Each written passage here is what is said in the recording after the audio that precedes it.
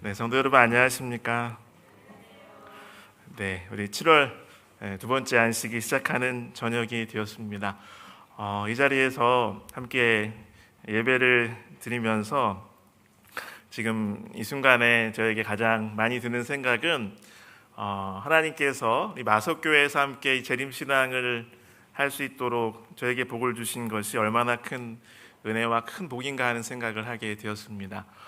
특별히 주님을 너무나 사랑하고 또 열정을 가지고 사역을 감당하시고 또 새벽을 기도로 깨우시고 또 말씀을 사랑하여서 나누길 좋아하시고 또 열심히 전도하시고 각자 맡은 사역을 정말 사명감을 가지고 감당하시는 참 좋은 분들이 우리 교회에 너무 많은 것을 인하여 하나님을 찬송합니다.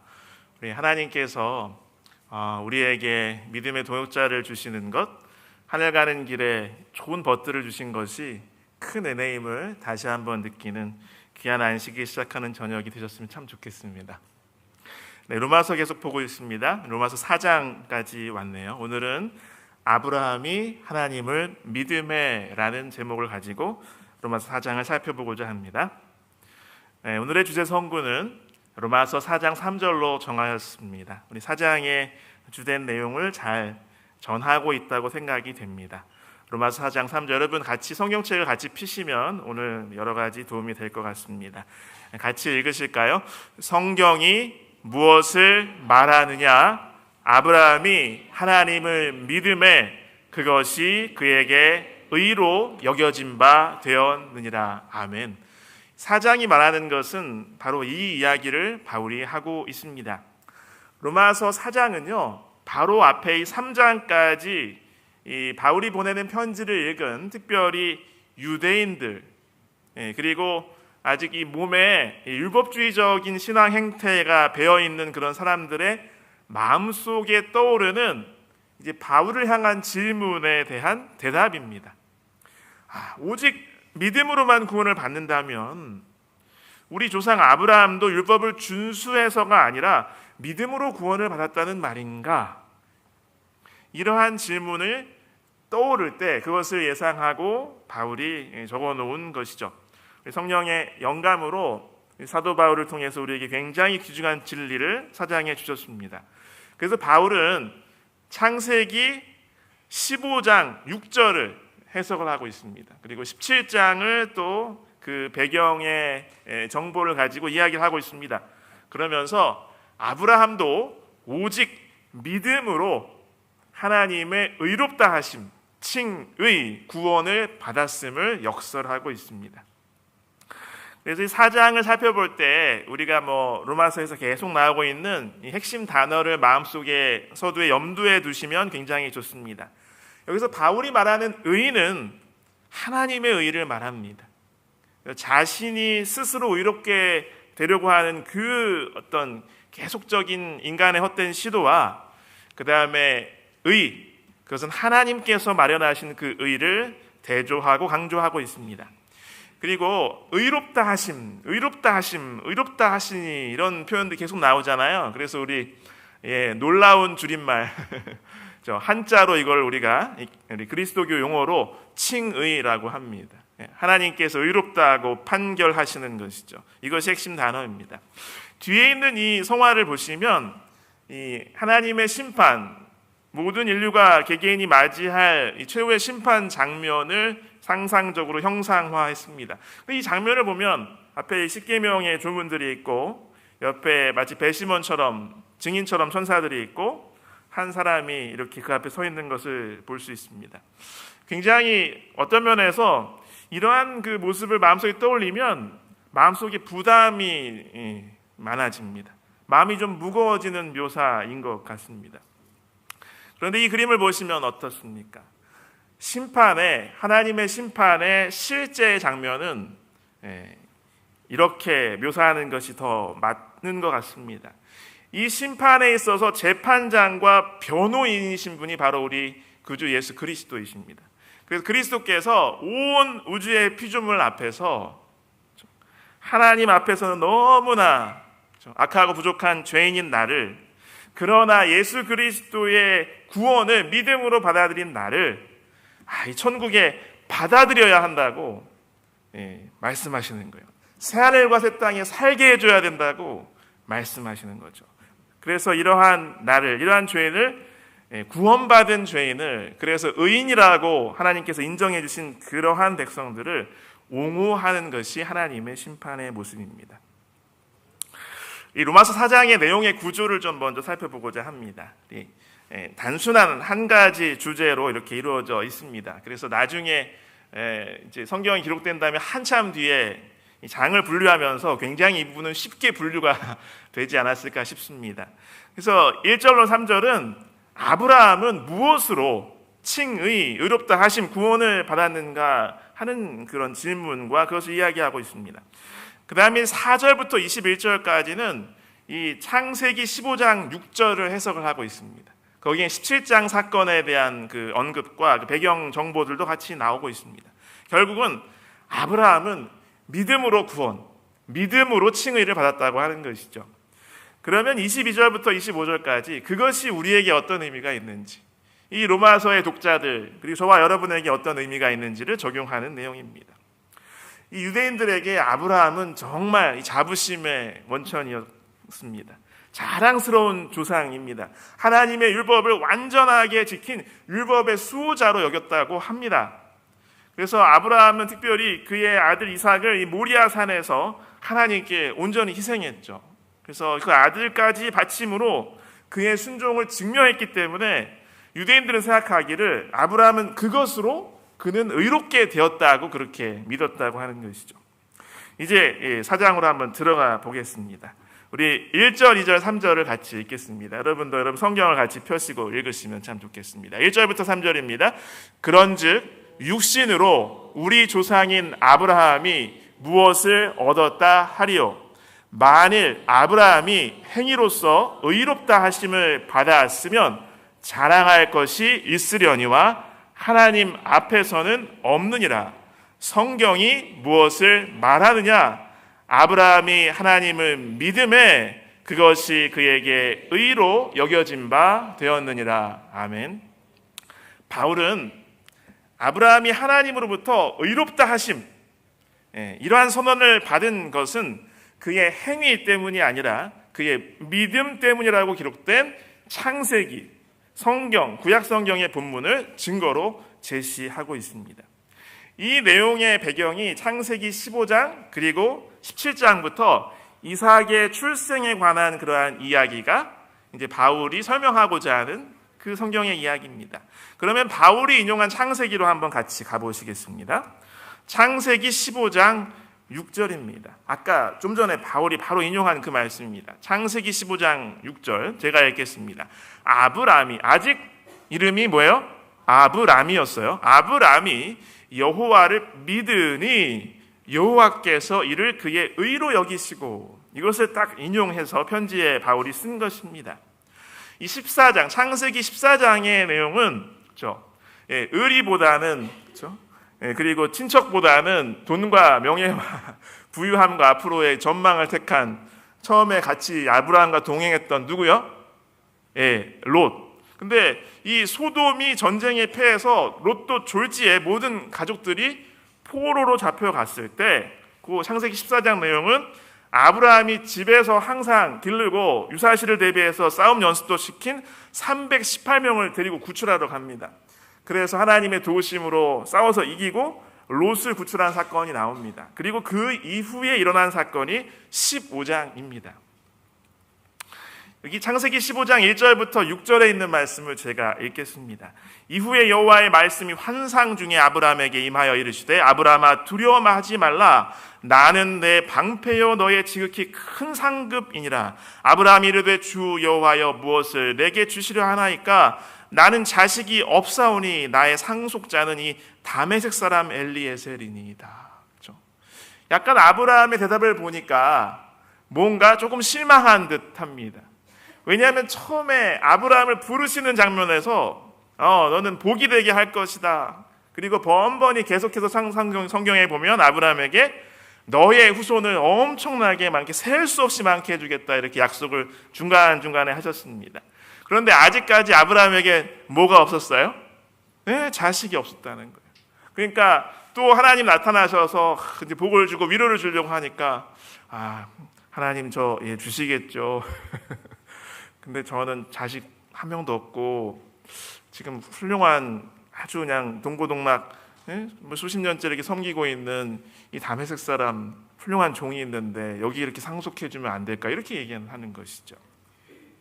3절 4절입니다. 제가 읽겠습니다. 아브라함이 또 이르되 주께서 내게 씨를 주지 아니하셨으니 내 집에서 길린 자가 내 상속자가 될 것이니.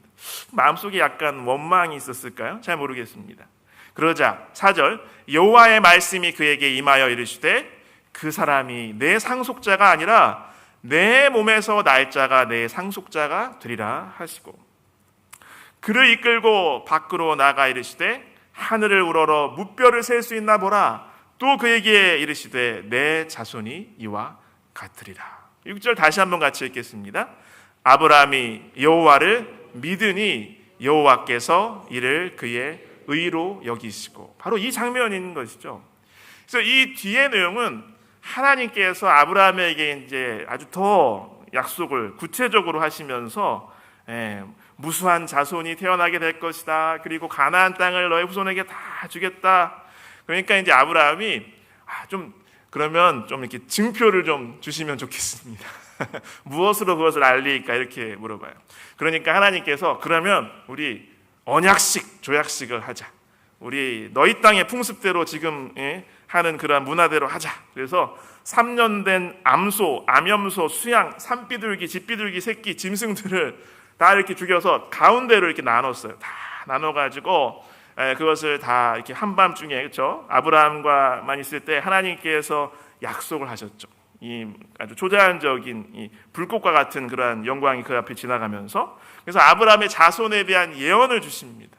연기 나는 풀무가 보이면서 타는 횃불과 같은 것이, 횃불이 쪼갠 고기 사이로 지나가는 그런 언약식을 하십니다. 근데 사실 이것은 무슨 뜻이냐면 당시의 풍습을 따른 거기도 하지만, 여러분이 많이 들으셨다시피 만약 이 약속을 어기면 어떻게 된다는 거예요? 이 짐승들처럼 내가 죽기를 각오하겠다, 서로. 그런 뜻이에요. 생명을 건 약속인 것입니다. 그리고 우리가 이 로마서 4장을 읽으면서도 확인할 수 있는 것이, 실제로 이 약속이 궁극적으로 어떻게 성취되었냐면 예수 그리스도의 십자가의 희생을 통해서 성취가 된 것이죠. 그래서 이때 언약식 때 제물로 사용된 그 짐승들, 몸이 쪼개진 짐승들처럼 그리스도께서 친히 자신의 모든 것, 생명까지 다 희생하셔서 마침내 무수한 아브라함의 자손이 생겨나게 하신 것입니다. 그래서 로마서 4장의 내용을 읽어보면 우리가 이것을 다시 확인하고 깨닫게 됩니다. 우리 이제 본문으로 다시 돌아가겠습니다. 우리 4절과 5절입니다. 4절과 5절 같이 읽겠습니다. 일하는 자에게는 그 삭시 은혜로 여겨지지 아니하고 보수로 여겨지거니와 일을 아니할지라도 경건하지 아니한 자를 의롭다 하시는 이를 믿는 자에게는 그의 믿음을 의로 여기시나니. 그러니까 이 3절까지 내용 보니까, 그렇죠? 아브라함이 정말 믿었어요.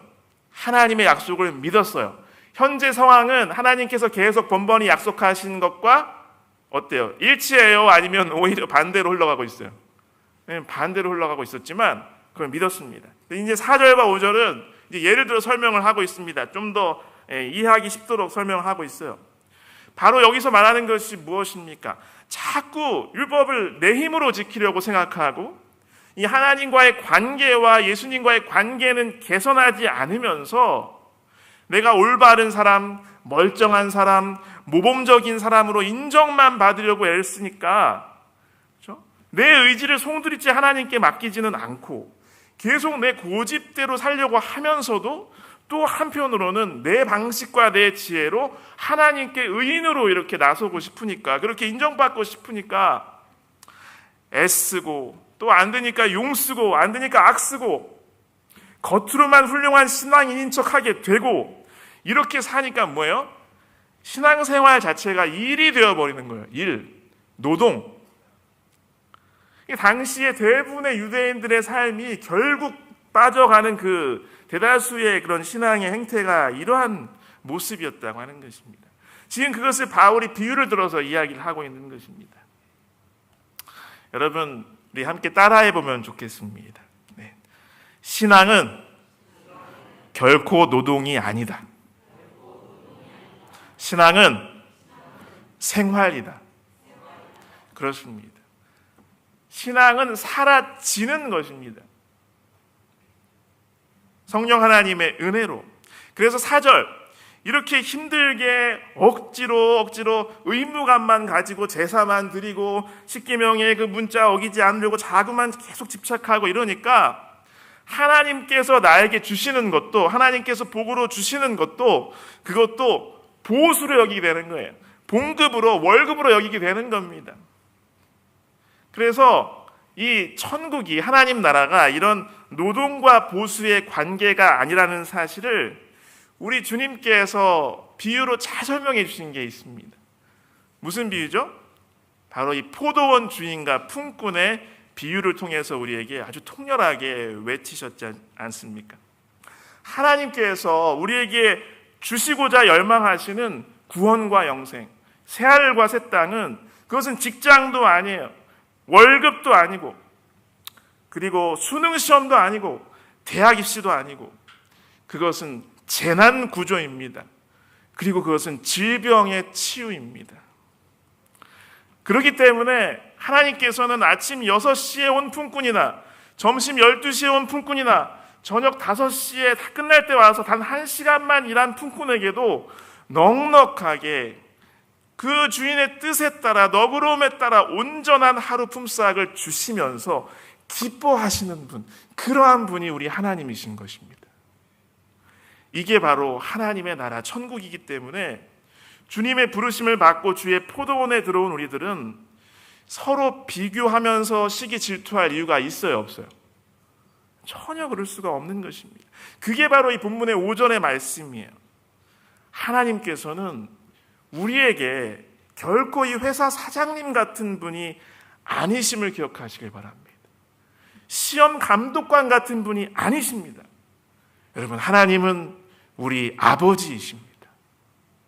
그래서 경건하지 않아도, 하나님을 거부해도, 악하고 이기적이고 한없이 모자라고 부족해도 그리스도께서 그런 나를 구하려고 십자가에서 돌아가셨다는 사실을 믿고 받아들이면 그 믿음을 보시고 그 진심을 보시고, 그래, 됐어, 됐다, 참 다행이야, 너도 살아야지, 죽을 병에서 빨리 나아야지, 회복돼야지, 너도 우리 집에 돌아와야지, 이렇게 환영하시는 분이, 바로 그의 믿음을 의로 여기시는 분이 바로 아브라함의 하나님이고 우리 하나님이시라고 성경은 선포하고 있는 것입니다.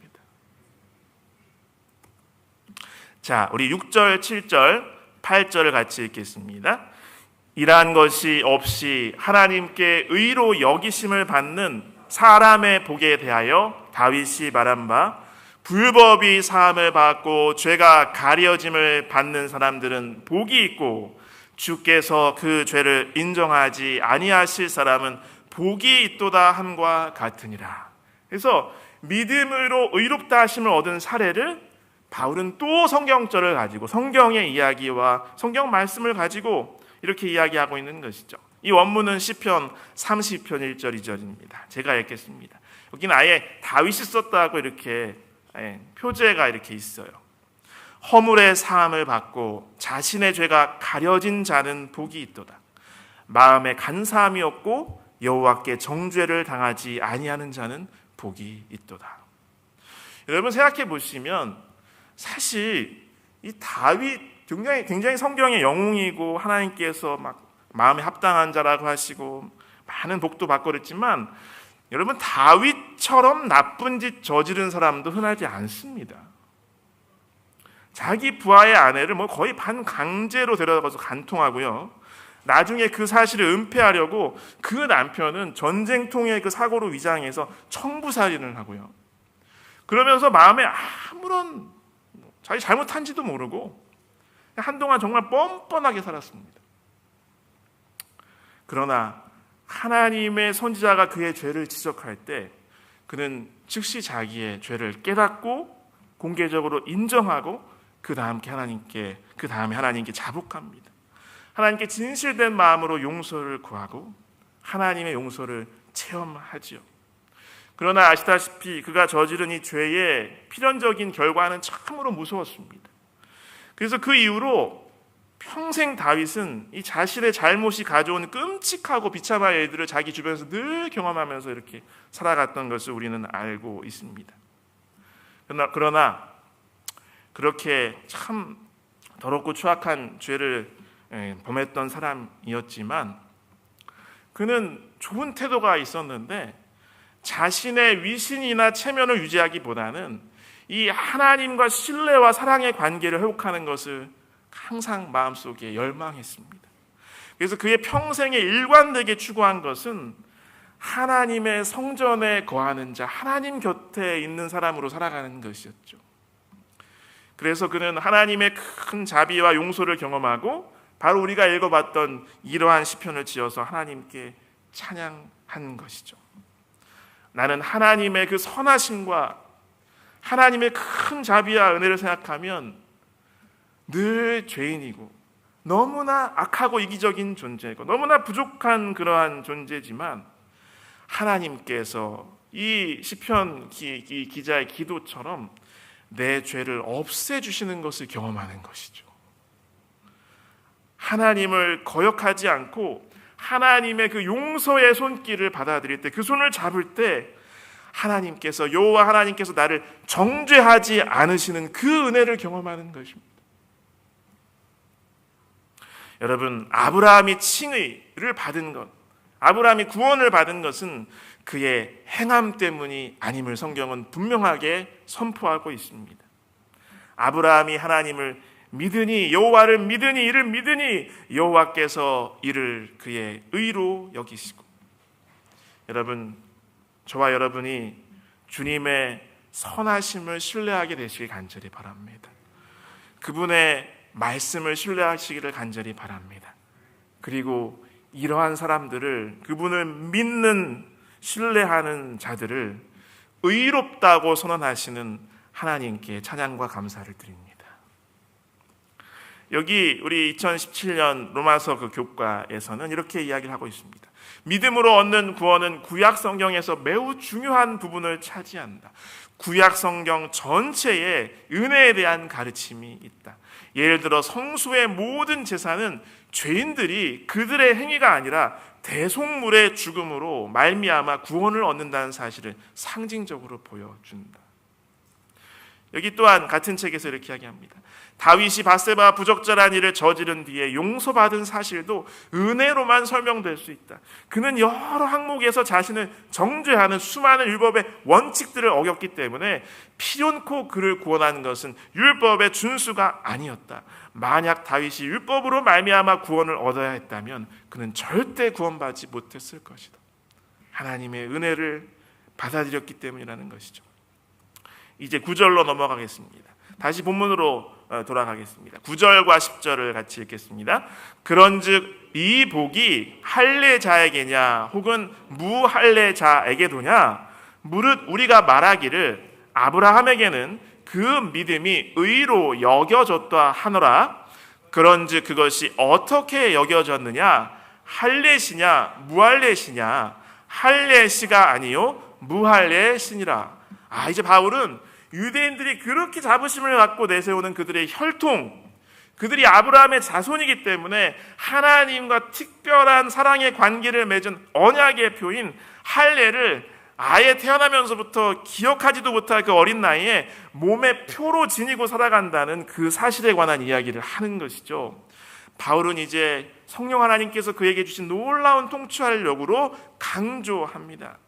아브라함의 자손들이 할례를 받았기 때문에 하나님의 백성이 된 것이 아니고요, 부족하고 무지하고 배은망덕한 그들의 믿음과 진심을 보시고 아브라함의 믿음을 보시고 하나님께서 당신의 백성을 삼아 주셨기 때문에 그들이 할례를 받은 것이라는 사실을 역설하고 있습니다. 자, 여러분 많이 들어보셨을 거예요. 다음 달 이제 8월 15일은 무슨 날이죠? 광복절입니다. 여러분, 우리가 광복절을 기념하고 전국적으로 민족적으로 지키기 때문에 일제강점기로부터 해방이 된 겁니까? 일제로부터 해방이 되었으니까 광복절을 지키는 것이 아니겠습니까? 그렇죠. 자, 오늘이 무슨 날이에요? 예, 안식일입니다. 여러분, 저와 여러분이 안식일을 지켰기 때문에 하나님이 우리를 구원하신 것입니까? 아닙니다. 하나님께서 우리를 구원하셨기 때문에, 당신의 자녀 백성을 삼으셨기 때문에 우리가 안식일을 지키는 것이 아니겠습니까? 우리가 하나님께서 주신 십계명을 지킵니다. 그리고 순종하려고 애써요. 그러면 우리가 십계명을 준수하기 때문에 하나님께서 우리를 구원하신 것입니까? 아니에요. 하나님께서 우리를 구원하셨기 때문에, 너는 내 아들과 딸, 내 백성이라 선언하셨기 때문에 계명을 주신 것이죠. 이 이야기를 지금 바울이 하고 있는 것입니다. 성경은 분명히 말하고 있습니다. 할례는 창세기 17장에 아브라함 99세 때에 아브라함으로 하나님께서 그 이름을 바꿔주시면서 주신 것이 바로 할례라고 하는 것입니다. 그러면 이미 소개한 것처럼 아브라함이 하나님을 믿음에 하나님께서 그를 의롭다고 선언하신 창세기 15장 사건은 그보다 이전이에요, 이후예요? 당연히 이전입니다. 창세기 16장에서 아브라함이 그 부인의 권유로 후처인 하갈을 첩으로 얻기 이전 사건이에요. 그러니까 아브라함이 할례 받았을 때 할례 받기 전이에요. 할례 받기 전입니다. 그 이야기를 하는 것입니다. 11절 12절을 같이 읽겠습니다. 그가 할례의 표를 받은 것은 무할례 시에 믿음으로 된 의를 인친 것이니, 이는 무할례 자로서 믿는 모든 자의 조상이 되어 그들도 의로 여기심을 얻게 하려 하심이라. 또한 할례자의 조상이 되었나니 곧 할례 받을 자에게뿐 아니라 우리 조상 아브라함이 무할례 시에 가졌던 믿음의 자취를 따르는 자들에게도 그러하니라. 여기서 바울은 놀라운 이야기를 하고 있습니다. 이 통념적으로 이스라엘 백성으로 태어난 사람이나 유대교로 개종하여 할례 받은 사람에게는 당연히 아브라함의 우리 조상이다 이렇게 말할 수가 있겠지요. 그러나 할례 받지 않은 자들에게는 아브라함과 관계가 없다, 아브라함이 조상이라고 말할 수 없다, 그들은 아브라함의 자손이 아니다, 이렇게 그 당시 사람들이 생각했다는 것이죠. 그러나 바울은 뭐라고 말해요? 아브라함이 하나님으로부터 의롭다 하심을 얻은 것은 할례 받지 않았을 때였기 때문에, 우리가 할례 받지 않았다 할지라도 하나님의 약속을 믿는 사람들에게도 믿으면 하나님의 의롭다 하심이 있고, 그러므로 무할례자도 하나님께 의롭다 하심을 얻을 수 있다는 것을 아브라함이 보여주었기 때문에, 아브라함은 누구에게도 조상이라는 거예요? 무할례자들에게도 조상이라고 하는 것이죠. 그러므로 아브라함은 그리스도를 따르는 하나님을 믿는 모든 이방인의 조상이기도 합니까? 그러면 저와 여러분의 조상도 되는 것입니까? 그렇습니다. 그래서 갈라디아서 3장 29절, 너희가 그리스도의 것이면 곧 아브라함의 자손이요 약속대로 유업을 이을 자니라. 아멘. 그래서 무할례자인 아브라함을 부르시고, 그를 통해서 그가 온 세상의 복이 되신 그 하나님께서 오늘 그분의 부르심에 순종해서 이 자리에 있는 저와 여러분도요, 그분의 능력으로 아브라함처럼 온 세상의 복이 되게 하실까요? 그렇습니다. 여러분, 아브라함이 칭의를 받은 것은 그가 할례 받았기 때문이 아닙니다. 오히려 하나님께서 그에게 칭의를, 의롭다 하심을 선언해 주시고 그것을 주셨기 때문에 그 표징으로 할례도 주신 것입니다. 우리 13절 넘어가도록 하겠습니다. 13절 같이 읽겠습니다.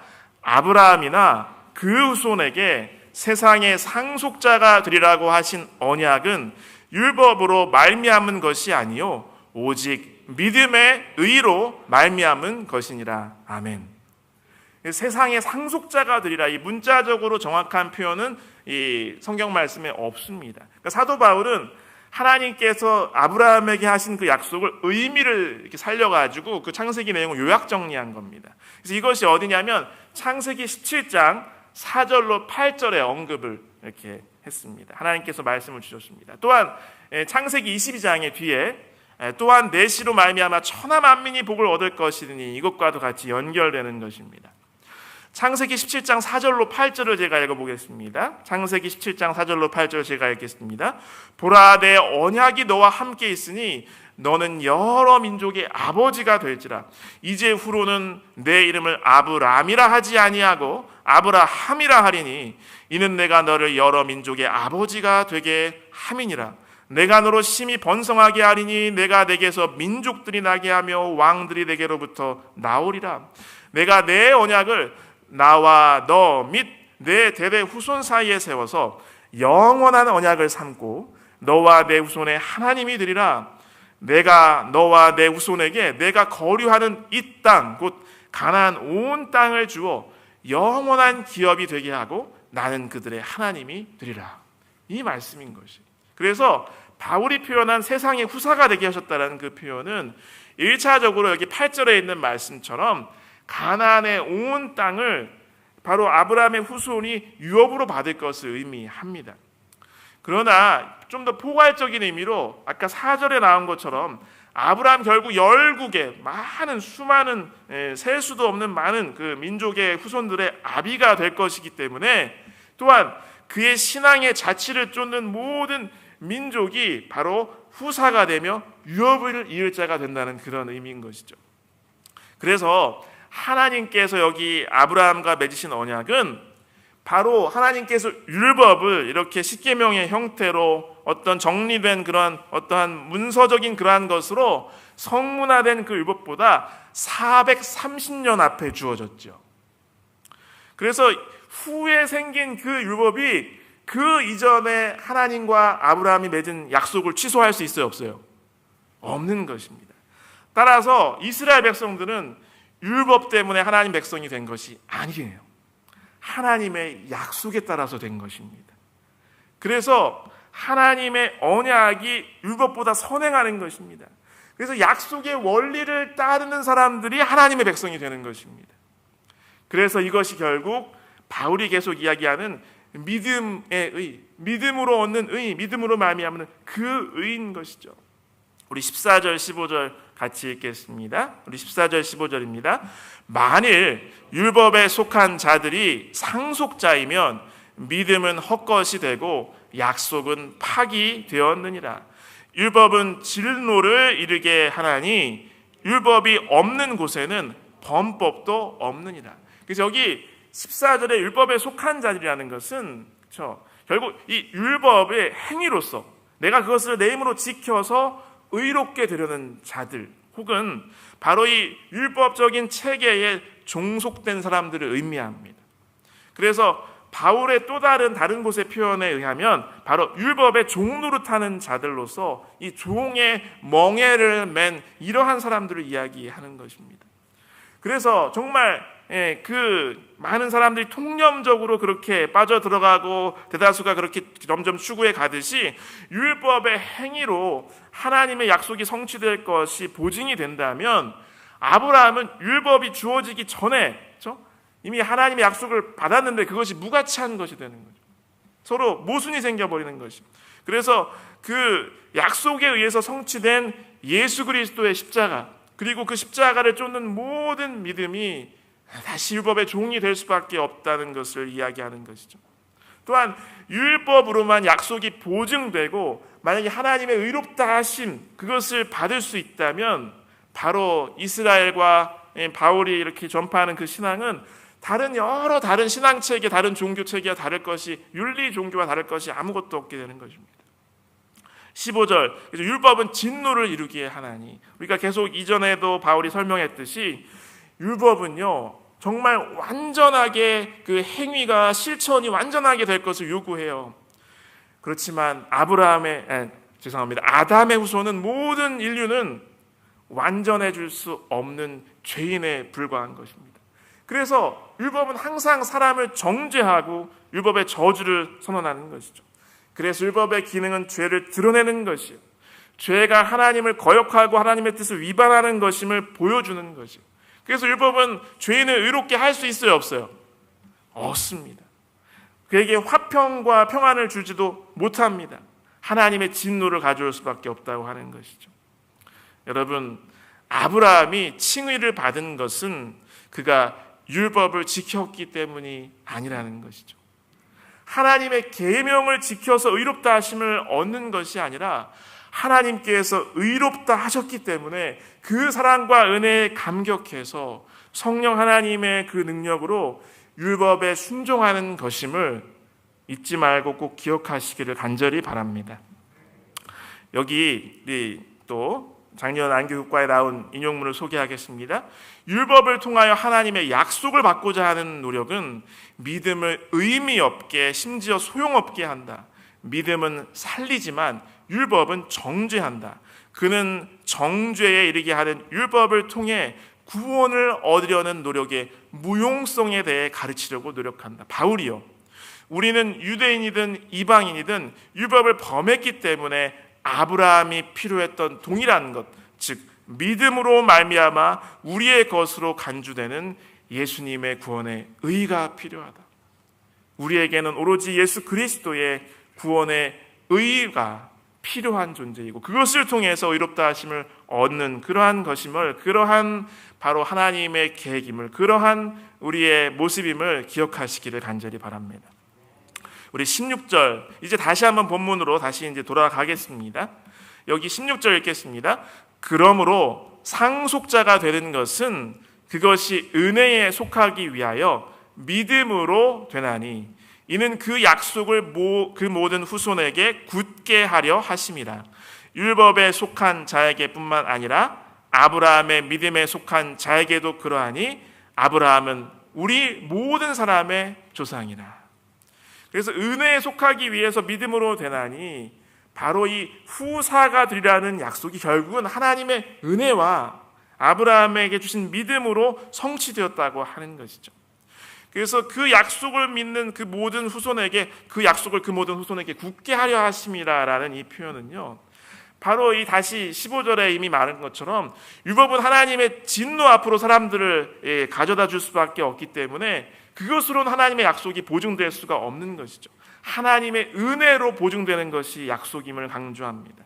이 하나님의 은혜는 믿음을 통해서 우리가 받는 것이고, 그래서 믿음과 하나님의 은혜가 바로 하나님의 약속이 이루어질 것임을 확증해 주는 것입니다. 그래서 율법에 속한 자에게뿐 아니라 아브라함의 믿음에 속한 자에게도니, 그러니까 이 그 모든 후손이 누구인지를 바울은 설명하고 있는 거예요. 그래서 율법에 속한 자 또한 아브라함의 믿음에 속한 자라고 이렇게 표현하는 것입니다. 그래서 율법에 속한 자는 율법을 받았음에도 불구하고 믿음의 원리를 따르는 그 유대인들을 의미하는 것이고요, 아브라함의 믿음에 속한 자는 바로 이러한 믿음을 따르는 이방인을 가리키는 말인 것이죠. 여기 17절로 18절 같이 읽겠습니다. 17절 18절입니다. 기록된 바 내가 너를 많은 민족의 조상으로 세웠다 하심과 같으니 그가 믿은 바 하나님은 죽은 자를 살리시며 없는 것을 있는 것으로 부르시는 이시니라. 아브라함이 바랄 수 없는 중에 바라고 믿었으니 이는 내 후손이 이 같으리라 하신 말씀대로 많은 민족의 조상이 되게 하려 하심이라. 그러니까 정말 이 생물학적으로는, 생리적으로는 자녀를 전혀 낳을 수가 없을 때, 불가능할 때 하나님께서 약속을 하셨는데 그것을 아브라함이 믿었죠. 그래서 죽은 자를 살리시는 하나님, 없는 것을 있는 것으로 부르시는 하나님을 믿었다고 하는 것입니다. 그래서 창세기 17장 5절, 이제 후로는 내 이름을 아브라함이라 하지 아니하고 아브라함이라 하리니 이는 내가 너를 여러 민족의 아버지가 되게 함이니라. 바로 이것을 믿은 것입니다. 그 하나님, 죽은 자를 살리시는 하나님이시죠. 자, 19절로 20절 같이 읽겠습니다. 그가 100세나 되어 자기 몸이 죽은 것 같고 사라의 태가 죽은 것 같음을 알고도 믿음이 약하여지지 아니하고 믿음이 없어 하나님의 약속을 의심하지 않고 믿음으로 견고하여져서 하나님께 영광을 돌리며, 이제 창세기 17장을 설명하는 것입니다. 여러분, 이 아브라함이 자기를 이렇게 살펴봤을 때는 도저히 자식을 낳을 수 있을 것 같았어요. 불가능할 것 같았어요. 정말 이건 안 되는 거예요. 뭐 이렇게 어려운 게 아니고요, 안 되는 겁니다. 그래서 주님을 따르는 우리들도 나 자신을 바라보고 나의 내면을 바라보면 절망할 수밖에 없습니다. 바로 내 모습은 죽은 것과 똑같기 때문에 그렇습니다. 도저히 생명을 잉태하거나 낳을 수가 없는 존재인 것입니다.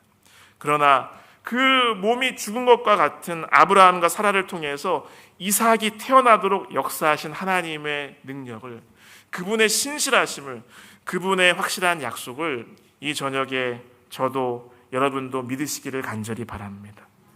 그럴 때 우리는 이 말씀처럼, 20절 말씀처럼 하나님께 영광을 돌리는 삶을 살 것입니다. 21절, 22절입니다. 같이 읽겠습니다. 약속하신 그것을 또한 능히 이루실 줄을 확신하였으니 그러므로 그것이 그에게 의로 여겨졌느니라. 그렇습니다. 아브라함이 칭의 의롭다 하심을 받은 것은 그가 하나님을 믿었기 때문입니다. 우리도 아브라함처럼 나에겐 생명이 없지만, 나는 오히려 사망에 가깝지만 우리 주님께서 우리에게 생명을 주실 것을 믿게 되시길 간절히 바랍니다. 이제 이렇게 이 사장은 결론을 맺게 되는 것이죠. 여기 23절, 24절, 25절 같이 읽겠습니다. 그에게 의로 여겨졌다 기록된 것은 아브라함만을 위한 것이 아니요 의로 여기심을 받을 우리도 위함이니 곧 예수 우리 주를 죽은 자 가운데서 살리신 이를 믿는 자니라. 예수는 우리가 범죄한 것 때문에 내 줌이 되고 또한 우리를 의롭다 하시기 위하여 살아나셨느니라. 이제 바울은 이삭과 예수 그리스도를 비교하고 있습니다. 당시 아브라함의 상황과 지금 바울 당시의 그리스도인들의 상황을 같이 비교하고 있는 것입니다. 정말 순리적으로, 상식적으로 불가능한 탄생, 불가능한 출생을 한 것이 이삭이었지 않습니까? 또한 나중에 창세기 22장에서 아브라함은 아들 이삭을 번제물로 바치라는 하나님의 명령에 순종했지요. 역시 그때도 히브리서의 그 이야기처럼 하나님께서 이삭을 죽은 자 가운데서 다시 살려줄 것이라는 믿음을 품고 아브라함은 그것을 순종한 것이죠. 바로 이러한 죽은 자를 살리시는 하나님의 능력이 신약 시대에 정말 극명하게 분명하게 나타났습니다. 누구를 통해서 나타난 거예요? 그렇습니다. 예수 그리스도를 통해서 나타난 것이죠. 그래서 죽은 자를 다시 살리시는 하나님을 믿은 아브라함을 의롭다고 선언하신 하나님께서 죽었다가 살아나신 그리스도를 믿고 바로 우리를 죽은 자 가운데서 다시 살리실 하나님을 믿는 우리들에게도 의롭다 하심을 준다고 바울은 강조하고 있는 것입니다. 그렇습니다. 그러므로 하나님을 믿으면 나에게도 하나님께서 칭의를 주십니다. 나도 의롭다고 판결해 주시는 것이죠. 그래서 예수 그리스도의 부활은 하나님께서 우리에게 주신 확실한 증거라고 바울은 강조하는 것입니다. 그분을 믿는 자는 누구든지 사망과 죄에 매이지 않고 해방될 것을 보증하시는 것입니다. 영원한 생명과 의롭다 하심, 칭의를 주신다는 진리를 만천하에 분명히 드러내신 사건이 바로 예수 그리스도의 부활입니다. 그래서 나의 믿음, 저와 여러분의 믿음을 보시고 진심을 알아주시고 나를 의롭다고 판결하신 그 하나님을 찬양하시기를 간절히 바랍니다. 이제 함께 그러한 마음으로 함께 찬미하겠습니다. 382장 찬양, 하나님의 은혜로 382장 찬양하겠습니다.